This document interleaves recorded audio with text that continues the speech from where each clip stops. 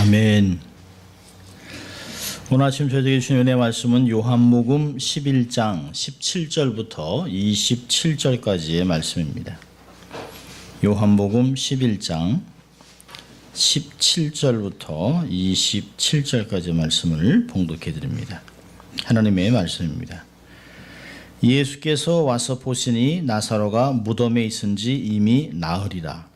베다니는 예루살렘에서 가깝기가 한 오리쯤 되매 많은 유대인이 마르다와 마리아에게 그 오라비의 일로 위문하러 왔더니 마르다는 예수 오신다는 말을 듣고 곧 나가 맞되 마리아는 집에 앉았더라. 마르다가 예수께 여짜오되 주께서 여기 계셨다면 내 오라비가 죽지 아니하였겠나이다. 그러나 나는 이제라도 주께서 무엇이든지 하나님께 구하는 것을 하나님이 주실 줄을 아나이다. 예수께서 가라사대 내 오라비가 다시 살리라. 마르다가 가로되 마지막 날 부활에는 다시 살 줄을 내가 아나이다. 예수께서 가라사대 나는 부활이요 생명이니 나를 믿는 자는 죽어도 살겠고 무릇 살아서 나를 믿는 자는 영원히 죽지 아니하리니 이것을 내가 믿느냐. 가로되 주여 그러하여다.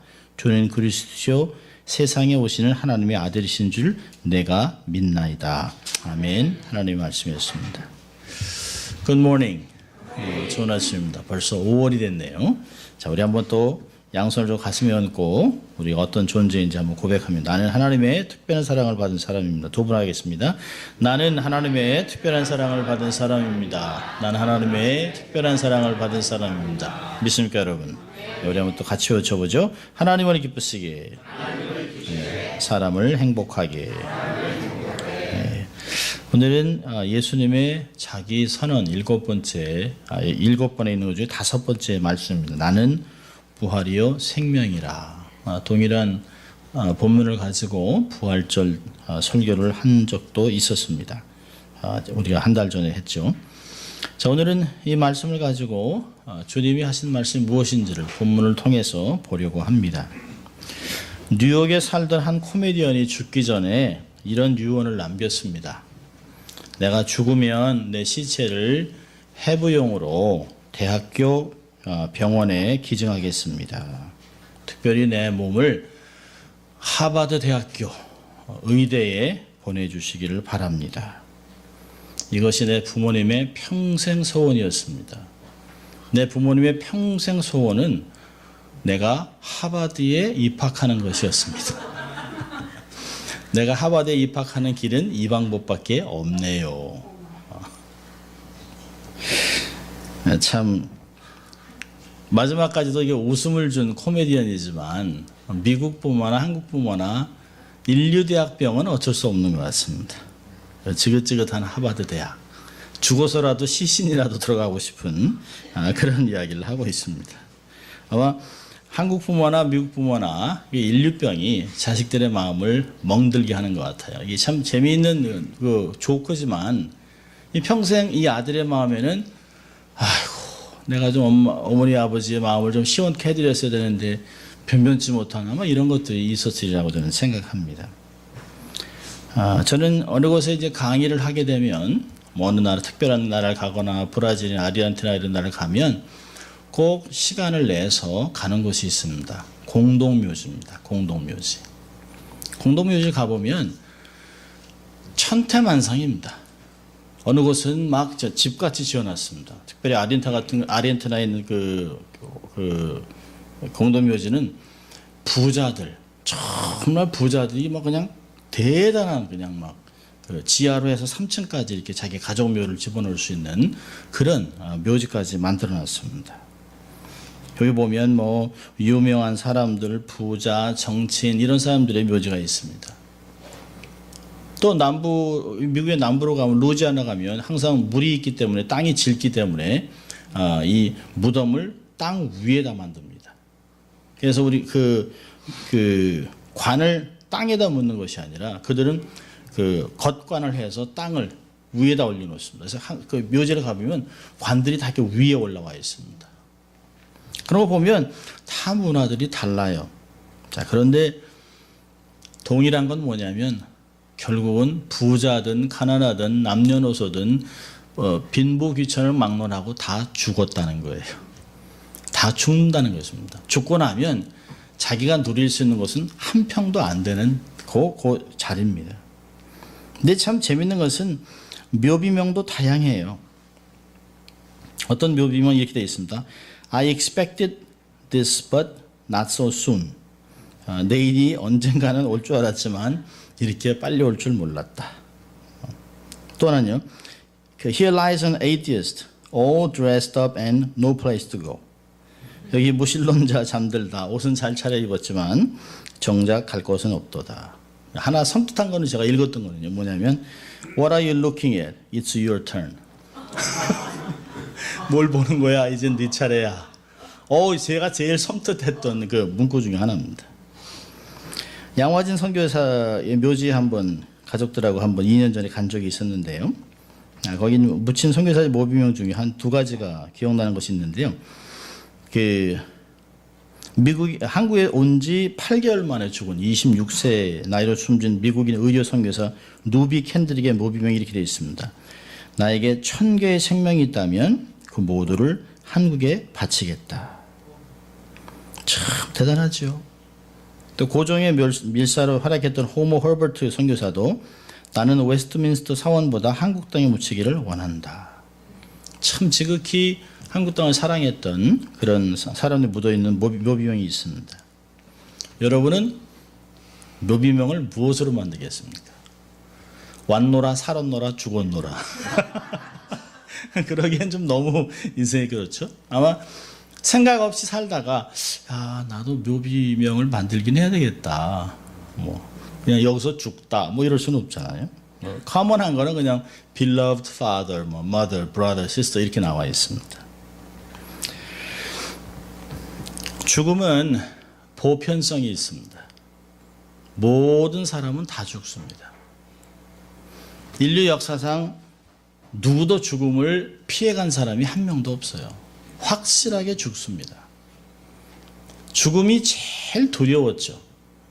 할머니, 할아버지들이 옛날에 늘 그러시잖아요. 자식들이 막 그러면 아이고 내가 왜 이렇게 오래 살아가지고 이런 험한 꼴을 보는가, 빨리 죽어야지. 그렇지만 얼른 죽으세요. 그러면 맞습니다. 사람은 아무리 힘들어도 가능하면 오래 살고 싶은 마음이 있어요. 여러분 근데 아무리 과학과 의학이 발달해도 사람은 영원히 살 수가 없습니다. 요즘 이제 200세 세대라고 하잖아요. 요즘 60세 생일잔치 하면 젊은이가 무슨 생일잔치를 이럽니다. 한 80은 돼야 그래도 좀 어른들이라고 생각을 합니다. 오래전에 여기 양로원에 갔더니요. 어떤 할머니가 그런 얘기, 요즘 젊은 것들이 자꾸 양로원에 들어와. 80도 안 된 것들이. 그래서 아주 깜짝 놀랐던 이야기가 있습니다. 역사적으로 사람들은 죽음을 이겨보려고 끊임없이 불로초를 찾아 떠났습니다. 그리고 좋은 약재들, 생을 연장하려고 강장제, 약초를 또 찾아내고, 또 가장 장수하는 마을인 700m 고지에 정말 성체 같은 걸 만들어 놓고 최고의 것을 먹고 최고의 공기를 마셨던 김일성 부자도 죽었습니다. 그리고 모든 돈을 소유했던 이병철 이런 사람들도 다 죽었어요. 재벌도 다 죽습니다. 여러분 그렇게만 죽나요? 사고로 죽습니다. 전쟁으로 죽습니다. 또 병으로 죽습니다. 테러로 죽습니다. 주위에 죽음의 소식이 얼마나 많은지 몰라요. 그런데요, 어차피 죽을 사람들이 죽은 거예요.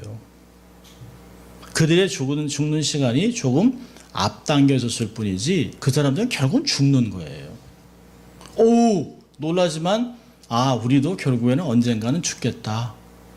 이게 사고를 나든지 병이 나든지 어떤 일이 터지든지, 어떤 사람은 안녕하고 나갔는데 갑자기 꽁 해가지고 사람이 죽는 사람도 있잖아요. 대학교 1학년 때 철학 교수가 저희들을 앉혀놓고 이런 얘기를 했습니다. Introduction to Philosophy니까 학생 한 600명이 앉아 있어요. 근데 교수님이 지긋하신 분이었습니다. 한 62세, 은퇴를 얼마 남겨놓지 않아 아주 정말 똑똑한 교수입니다. 그 교수님이 우리를 이렇게 쳐다보면서 첫날 이런 얘기를 하셨어요. 내가 확실한 게 한 가지가 있는데 내가 철학을 공부하면서 정말 학문이라는 건 확실하지 않더라. 그런데 내가 인생을 살아오면서 확실한 거 한 가지가 있는데 내가 그걸 알려주겠다.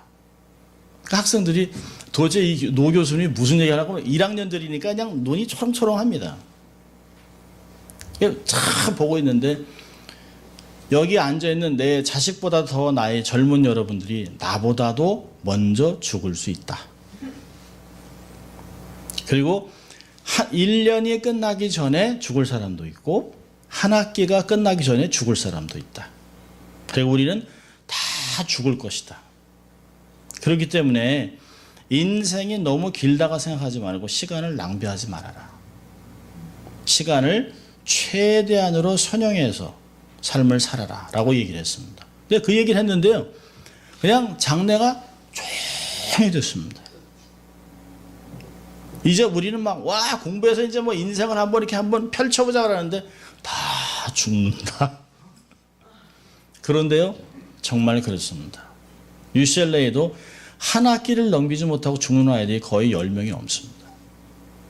병으로 자살하고 사고나 죽는 애들이 그렇게 많아요. 꽃도 피지 못하고 죽는 인생들입니다. 얼마나 지혜로운 충고였는지 몰라요. 그때도 느꼈지만 세월이 지나면서 아 결국은 죽는구나. 최근에 저희 노회 선배 목사님 두 분이 암 말기를 선언을 받았고 한 사람은 최근에 돌아가셨습니다. 아 이렇게 가는구나. 근데 이게 피부에 안 느껴지는 거예요. 그런데 알아야 합니다. 우리는 다 죽는다. 그걸 받아들이고 사는 게 지혜입니다. 자 오늘 보면 오늘도 죽음의 이야기가 나와요. 11장 요한복음 11장 1절은 병든 자가 있다. 그런데 그 자가 죽었습니다. 이게 나사로의 죽음이에요. 그래서 오늘 본문 17절을 보면 예수님이 나사로가 사는 베단이라고 곳에 왔는데 17절에 예수께서 와서 보시니 나사로가 무덤에 있은지 이미 나흘이라는 이야기를 하고 있습니다. 상황은 뭘까요? 나사로는 이미 죽었다는 거예요. 예수님이 도착했을 때 나사로는 이미 장사된 지 사흘, 나흘이 지났습니다. 여러분 유대인의 사고방식은 어떠냐면 4일 정도까지 3일 정도까지는 영혼이 몸 밖으로 나왔다가 육신으로 다시 돌아가기 위해서 애를 쓴다고 생각을 해요. 그런데 사흘이 넘어가면서 몸이 부패하기 시작하면 더 이상 영혼이 포기하고 육신을 포기하고 하늘나라로 간다고 생각을 합니다. 그러니까 유대인들은 그래서 4일이 되는 날을 가장 애도합니다. 나흘이 된 날이 사람들이 가장 슬퍼요. 왜냐하면 이제 인생은 끝난 거죠. 더 이상 살 가망이 없어요.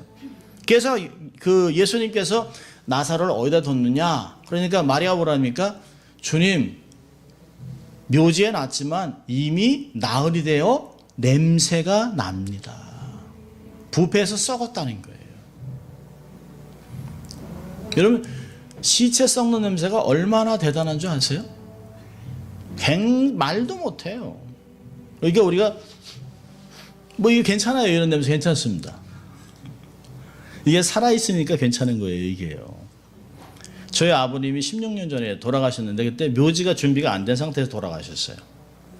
그래서 저희 아버님을 이제 납골당에다 이렇게 잠깐 모셔놨다가 땅이 준비가 됐다 그래서 저희 아버님은 이제 하관하기로 해서 가족들이 모여서 하관 예배를 드렸습니다. 그런데 그 관이 100년이 지나가도 안 쪼개집니다 라고 했던 관이 쫙 하고 쪼개졌어요.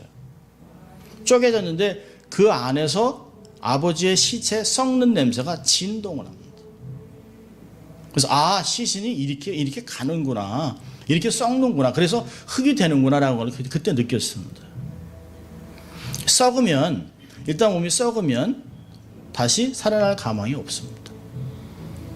아마 나사로는 계속해서 성경은 문둥이 나사로라고 얘기를 많이 합니다. 왜 그러냐면 죽었다 살아났었는데 분명히 이미 몸이 썩은 상태에서 다시 살아났습니다. 그래서 피부병이 많이 있었을 것이에요. 그래서 그 사람을 살아있지만 부활했지만 문둥이 나사로로 불렀었습니다.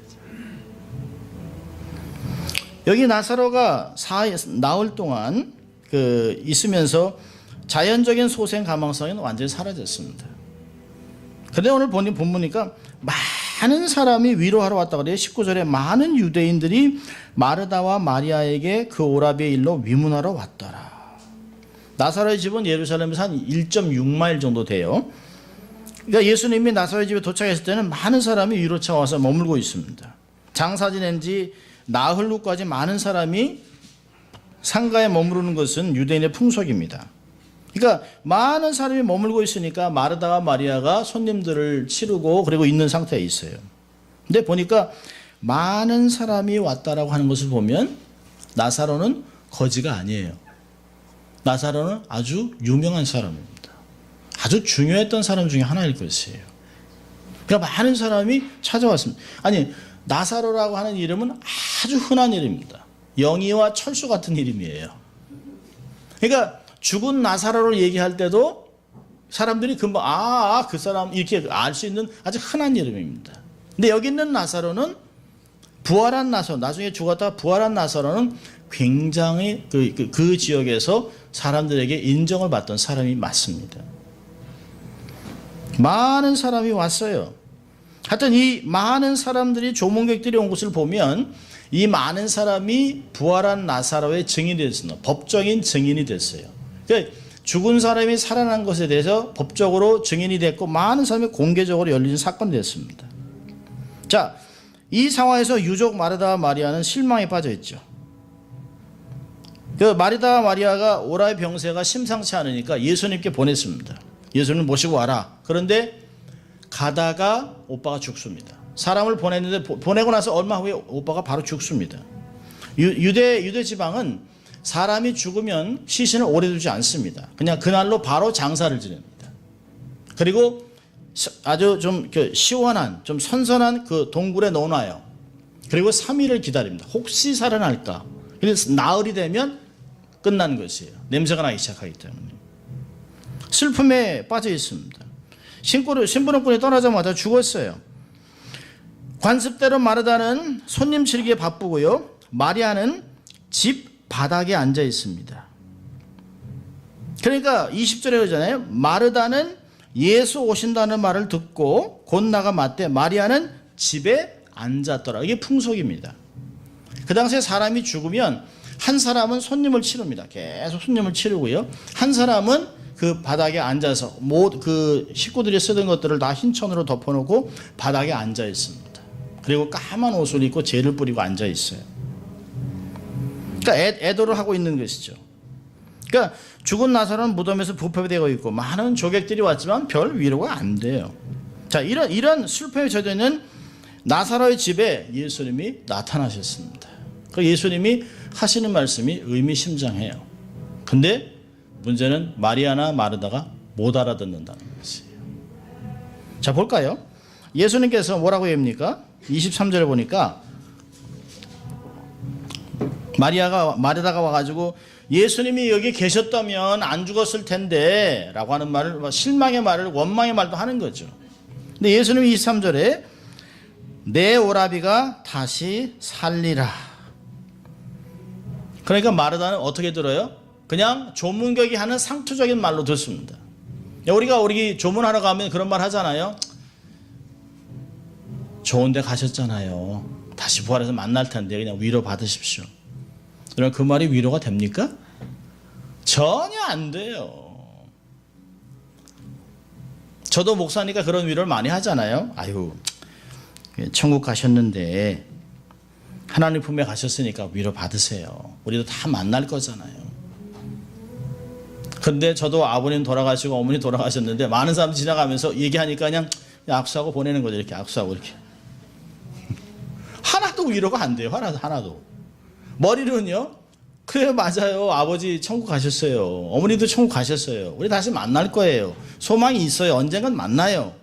근데 문제는 안 계시다는 거예요. 여기 안 계시다는 거예요. 내가 아버지, 엄마라고 불릴 대상이 없는 거예요. 근데 여기서 주님이 얘기하시는 것은 내 오라비가 살겠다 라고 하는 말을 이렇게 들은 거예요. 상투적으로. 그냥 알아요. 알고 있습니다. 왜냐하면 바리새인들도 부활을 믿습니다. 유대인들은 다 부활을 믿어요. 그래서 지금도 예루살렘 동편 감람산 기슭이라는 유대인의 묘지가 굉장히 많습니다. 예수님이 그쪽 근문을 통해서 죽은 자들을 부활을 시킬 것이라고 믿기 때문에 엄청나게 비싸요. 거기에 묻히는 게. 그래서 그 성전을 중심으로 해서 그걸 바라보면서 동편짝에 굉장히 많은 묘지가 있습니다. 마르다는 이러한 유대인들의 교리를 잘 알고 있어요. 그래서 마르다는 내가 믿습니다라고 그러지 않습니다. 네, 저도 알아요. 그거는 우리가 그렇게 얘기하잖아요. 아이, 그러면 뭐 아버지, 뭐 우리 아버지 어머니 주님 품에 있으니까 만난 거 다 알아요. 뭐. 마르다는 유대인으로서 교리적인 부활을 알고 있어요. 그러나 그건 먼 장래일이죠. 그거 뭐 나중에 그렇게 될 건데요. 근데 지금은 죽어서 없는데 뭐 무슨 소용이 있냐는 것이에요. 근데 오빠의 죽음을 현실로 받아들이고 있는 절망의 자매에게 주님이 얘기하시는 거예요. 나는 부활이요 생명이니 나를 믿는 자는 죽어도 살고 살아서 나를 믿는 자는 영원히 죽지 않는다. 내가 이것을 아느냐가 아니에요. 내가 이것을 믿느냐라고 얘기합니다. 아는 걸 얘기하는 게 아니에요. 여러분, 이것은 죽은 나사로를 애도하는 위로의 말이 아니에요. 이것은 모든 오늘날 무덤에 누워있거나 혹은 흙으로 돌아간 무수한 인생들에게 하는 선언입니다. 예수를 믿은 모든 자들은 산다는 것이에요. 여러분, 여기서 주님이 나는 부활이요 생명이라고 하는 말이 뭘까요? 죽은 나사로의 인생을 새로운 약이나 어떤 기적을 통해 생명을 조금 연장해 주려고 하는 것이 아닙니다. 예수님을 인한 부활이 있다는 것을 선언하는 것이에요. 여러분, 세상에 어떤 종교도 부활을 이야기하지 않습니다. 어떤 신도 살아나는 신이 없어요. 잠시 살아났다 죽는 것을 말하는 것이 아니라 영원히 살 것을 가리켰습니다. 여러분, 여기서 내 오빠 나사로가 지금 당장 일어났다 나중에 죽을 건데 그런 얘기를 하는 게 아니에요. 예수 안에 죽은 자는 영원히 산다고 하는 걸 이야기하는 것이에요. 그것을 주님이 내가 부활이라고 얘기하는 것이에요. 여러분, C.S. 루이스는 이런 얘기했어요. 예수님의 최대의 업적은 그분이 부활의 메시지를 선포한 것이고 그 메시지대로 다시 사신 거라고 얘기했습니다. 여러분, 예수님이 나는 부활이요 생명이라고 하신 말이 뭘까요? 나는 마지막 권세인 사망을 이긴 자라고 하는 것이에요. 너희들이 나의 부활을 통해 보게 될 것이라고 선언하고 있는 것입니다. 죽음이 끝이 아니라고 하는 것을 이미 3명을 살려내면서 다 보여주셨어요. 누가복음 8장 보면 회당장 야이로의 딸, 또 그 7장으로 가면 나인성 과부의 아들, 오늘 본문에 나사로. 여러분, 이걸 보면 참 재밌습니다. 어린 소녀, 청년, 장년, 모든 사람, 남녀노소를 불문하고 모든 사람을 주님이 대표적으로 부활시켰어요. 죽은 자를 살려내셨습니다. 그리고 당신의 몸을 무덤에서 다시 부활시키는, 스스로 자기가 부활하는 것들을 이미 말씀하고 있는 것이에요. 사흘 만에 부활하시면 죽음이 마지막이 아니다 라고 하는 역사적인 선언을 하는 것이에요. 여러분, 바울이 죽음과 사망 권세에게 선포하는 담대한 선포가 뭔가요? 고린도서 15장을 보면 이런 말씀이 있습니다. 보라, 내가 너에게 비밀을 말하노니 우리가 다 잠잘 것이 아니요 마지막 나팔에 순식간에 호련히 변화하리니 나팔 소리가 나매 죽은 자들이 썩지 아니할 것으로 다시 살고 우리도 변화하리라. 이 썩을 것이 불갑을 썩지 아니할 것을 입겠고 이 죽을 것이 다시 죽지 아니함을 입으리라. 이 썩을 것이 썩지 아니함을 입고 죽을 것이 죽지 아니함을 입을 때에는 사망이 이김에 삼킨 바 되리라고 기록한 말씀이 응하리라. 사망아, 너 이기는 것이 어디 있느냐? 사망아, 너의 쏘는 것이 어디 있느냐? 사망에 쏘는 것은 죄요, 죄의 권능은 율법이라. 우리 주 예수 그리스도로 말미암아 우리에게 이김을 주시는 하나님께 감사하노라. 26절 이렇게 하고 있어요. 맨 마중에 멸망받을 원수는 사망이니라. 히브리서에서는 우리가 죽음이 두려워 벌벌 떨고 죄의 종로를 타고 있다는 말을 하고 있습니다. 자, 그런데 계시록 20장에 가서 이렇게 얘기합니다. 14절에 사망과 음부도 불못에 던지오니 이것은 둘째 사망 곧 불못이라. 사망이 잡혀요. 끝났어요. 더 이상 없는 때가 와요. 그러나 주님께서 이미 나는 부활이라고 선포하셨습니다. 사망의 권세가 예수님을 잡아둘 수가 없는 것이에요.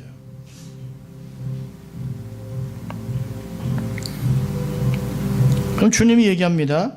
믿는 자는 살 것이라. 예수님의 말씀은 우리가 육체적으로 죽을지라도 다시 살아난다는 뜻이에요. 동시적으로 육체적으로 살아있다라고 하는 것은 금생에 예수를 믿는 자는 영원히 죽지 않는다. 영혼이 죽지 않는다는 말을 하는 것입니다. 육신이 영원히 죽지 않는다는 얘기하는 것이 아니에요. 예수님이 하시는 말씀은 우리의 생명은 육신에 있지 않다는 것이에요. 우리의 생명은 영혼에 있다는 것이에요. 우리가 좀 죽음이 뭔가를 좀 생각해 볼 필요가 있는데요. 죽음은 뭘까요? 육체적인 죽음은 육신과 영혼이 분리되는 거예요. 영혼의 죽음은요, 우리의 그 영혼이 완전히 하나님과 분리되는 것이에요. 그러니까 사람이 2번 태어나면 1번 죽는 것이고, 1번 태어나면 2번 죽는 것이에요. 육신이 영혼과 결별된 후에 이 영혼이 또 하나님과 결별돼서 완전히 죽습니다.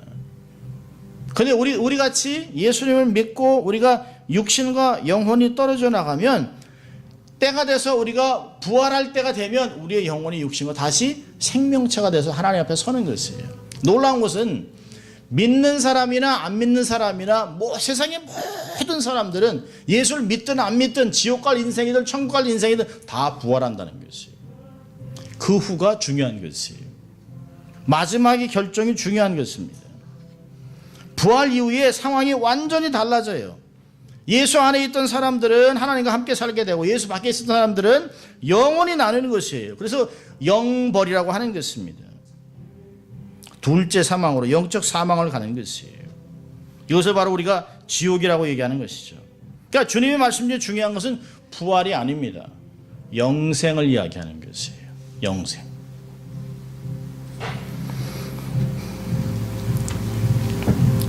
신자든 불신자든 다 부활합니다. 그리고 마지막에 후회할 일이 생기는 것이죠. 예수 믿었어야 하는데. 근데 중요한 것은 세컨 찬스는 없습니다. 사람에게 한 번 죽는 것은 정한 것이에요. 그 후에는 심판밖에 없습니다. 몸은 부활했지만 그 몸과 영혼이 지옥에 떨어진다면 그 부활은 오히려 불행이 되는 것이죠. 그래서 성경은 얘기하는 것이에요. 살아서 예수를 믿어야 한다는 거예요. 본문에 살아서라고 하는 말과 믿는 말이라고 하는 것이 앞에 정관사가 딱 붙어 있습니다. 두 단어가 떨어질래야 떨어질 수 없는 것이에요. 신앙이란 삶과 믿음의 결합이라는 것이죠. 살아서 믿는 자가 되어야 되는 것이에요. 살아서 믿는 자는 믿는 순간부터 하나님의 품 안에 영원히 사는 것이죠. 여러분, 영생이 우리가 죽고 나서 영원히 사는 것이 아니에요. 영생은 뭘까요? 하나님을 알고 그분과 동행하는 사람을 영생이라고 얘기하고 있습니다. 요한복음 17장 3절에 얘기하잖아요. 예수 믿으면서도 죽고 나면 영생하겠지? 아닙니다. 지금이 함께 하늘나라와 이 땅을 함께 동시에 살아가는 삶을 살아가는 것이에요. 26절 마지막에 예수님이 마르다에게 이렇게 얘기합니다. 이것을 내가 믿느냐? 여러분, 아느냐를 얘기하는 것이 아니에요. 여러분, 진리를 아는 것은 그렇게 중요하지 않습니다. 여러분, 제자훈련을 수십 년을 해도 그 안에 믿음이 콩알 만한 사람이 있어요. 성경을 꿰차고 있는데, 지식이 있고 학박사인데도 삶의 믿음은 없어요. 여러분, 우리가 성경을 몰라서 죄를 짓나요? 아니요. 성경을 다 알고 있습니다. 근데 믿지 않기 때문에 죄를 짓는 것이에요. 우리가 신앙생활을 다 합니다. 어떤 분이 그래요. 목사님, 교회는요, 제가 못하시나요? 교회는 환합니다, 제가. 근데 왜 신앙생활 안 하세요? 제가 그분들이 얘기했어요. 아는 거 그게 중요하지 않아요. 믿는 게 중요한 거죠. 자, 예수 믿으세요? 그러니까 좀 대답하기가 그럼 기독교는 아니네요. 얼굴이 그냥 뻘개지셨어요. 아는 거 자랑하면 안 돼요. 여러분, 주님은 아는 자에게 역사하는 것이 아니에요. 믿는 자 안에서 역사하는 것이에요. 이 말씀이 믿는 자 안에서 역사하느니라 라고 성경이 얘기하잖아요. 이 구원의 믿음은 모든 사람에게 주신 것이 아니라 라고 데살로니가 후서 3장은 얘기하잖아요. 모든 사람 믿음 있는 것이 아니에요. 모든 사람 믿는 것이 아니에요. 말씀을 많이 읽으세요. 많이 삶을 살아가면서 믿으세요. 그리고 그것이 삶의 한 부분이 되게 하세요. 승화시키세요. 믿음이 이기는 것이에요. 알므로 믿음으로 인해 라이프스타일이 될 때 그때서야 비로소 열매를 맺히는 것이에요. 아는 것 그렇게 중요하지 않아요. 독일 신학자들이 한때 그러지 않았습니까? 신은 죽었다. 예수님의 기적은 다 거짓말. 헬라어 히브리어 환하게 읽어요. 성경을 달달달달 외워요. 근데 안 믿습니다. 아무 소용없는 것이에요. 저는 그런 신학자들 다 지옥 갔다고 믿습니다. 믿음이 없이는 마리아와 같은 고백할 수밖에 없어요. 여러분, 사실 언제 마리아가 자기 오빠의 부활을 보나요?